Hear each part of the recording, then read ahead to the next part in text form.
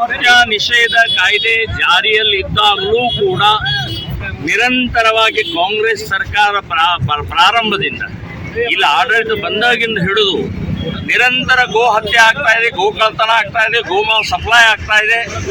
So ಇದರ ವಿರುದ್ಧ ಬಜರಂಗ ದಳ, ವಿಶ್ವ ಹಿಂದೂ, ಶ್ರೀರಾಮ ಸೇನೆ ಸಂಘಟನೆಯವರು ನಾವು ಪ್ರತಿಭಟನೆಯನ್ನ ಮಾಡ್ತಾನೆ ಬಂದಿದ್ದೀವಿ.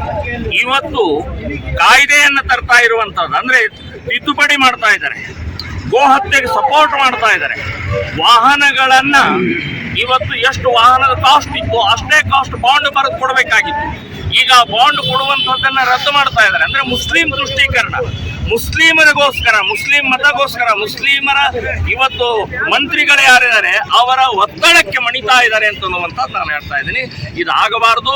ಬಿಜೆಪಿ JDS ವಿರೋಧ ಪಕ್ಷದಲ್ಲಿ ಇದ್ದಂಥವರು ಇದು ಬಲವಾಗಿ ವಿರೋಧಿಸಬೇಕು, ಇದನ್ನು ಬೈಕಾಟ್ ಮಾಡಬೇಕು ಅಂತನ್ನುವಂಥದ್ದು ಹೇಳ್ತಾ ಇದ್ದೀನಿ.